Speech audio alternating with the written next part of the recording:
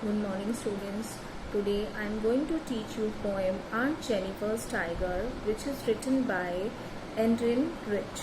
So in this poem, the poet brings out the miserable plight of a married woman in a common household. So in this poem, the poet expresses about the condition of a married woman, how she remains busy in her household works, and how she spent her whole life, how she spent her whole day. So let's start this poem. So in this poem, the poet has expressed the story of Aunt Jennifer's life. So the story of Aunt Jennifer's life is the common story of almost all married women. So this is similar to all married women. This story, Aunt Jennifer's story, is common to almost all married women. They spend all their life in doing household chores from morning till evening, produce children, bring them up with loving care, put up with all the bullying of their husbands, and then at last passes into graves with no regard from anyone. So as married women, the life of married woman is to take care of house, bring up children, produce children, bring them up with love and care. And normally what we see is that in our society, so our society is male dominated society, and males, they dominate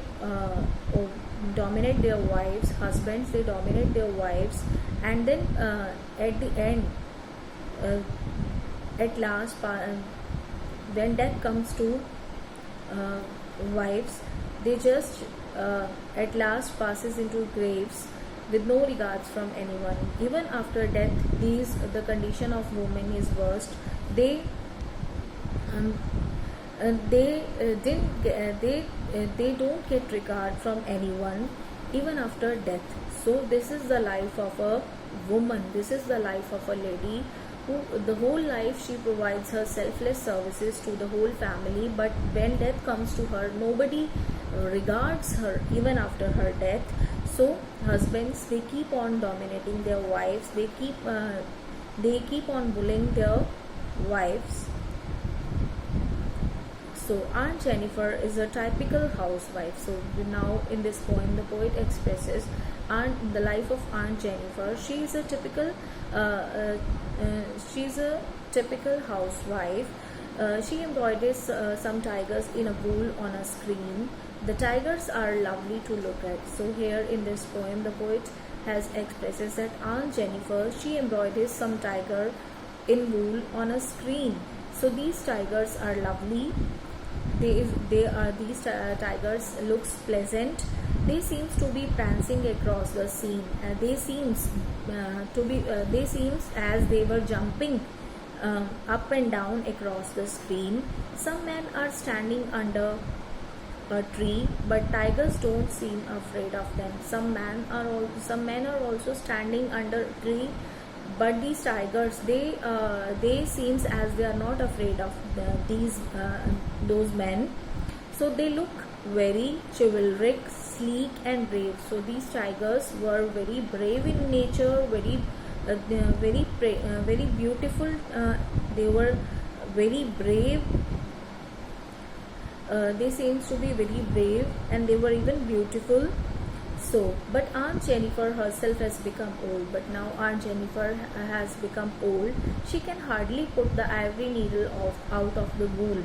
So now it was difficult for her to do weaving. Even she was not able to pull out the needle out of the wool. So our uncle has dominated her so cruelly all her life that now she thinks those ordeals to be a part of her life. So as I told in the beginning of this poem, that our society is male dominated society. So as this Aunt Jennifer the whole life, she's suffered the dominance of her husband. Her husband dominated her, and so cruelly, in such a cruel manner, her husband dominated her and now she got adjusted to that behavior, and she passed her whole life under her husband, under his dominance. And and the cruel behavior be, be, became a part of her life. So next, the poet imagines that even when Aunt Jennifer dies, there will be no peace for her. So the poet has thought in his imagination that the poet thinks in his imagination that when Aunt Jennifer will die, even after death she will not get peace. Even her grave, she will be thinking of her daily routines. When she will be lying in her grave, there also she will be thinking about her daily routine works only. She will not get relief even after death. This poet imagines the tiger on her panel will go on prancing as usual, but the poor Aunt Jennifer will be lying lifeless in her grave. So the poet expresses that the tiger on her panel, the tiger with those tigers will keep on prancing, will keep on jumping on her panel as usual they used to do.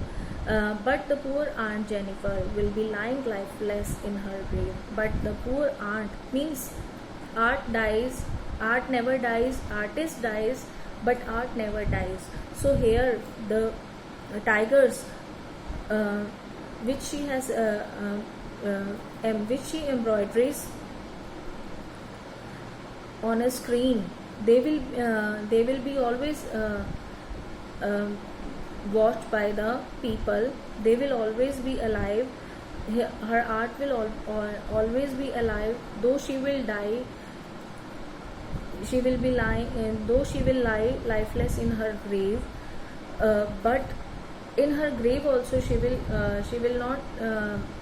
Her mind will not be in relaxed position. She will keep on thinking about her daily routines only. She will die, but her art, which she has woven, those tigers, she has embroidered those tigers with wool on a screen. Those tigers will always be seen. Her art will always remain alive, but she will die, and even she will get no peace after death. So here the poet has described about the life of a lady, the life of a common woman who devotes her whole life to a family, but at the end, even after death, the poet imagines that she will not be at rest in her grave. She will keep on thinking about her family, even when she will lie she will be lying in her grave. So next idea the poet has expresses that art never dies, though the artist dies, by giving the example of tigers which she embroideries on a screen. So I hope you understood this poem, students. So read this poem from the text, and if you have any problem, you ask me. Thanks. Have a nice day.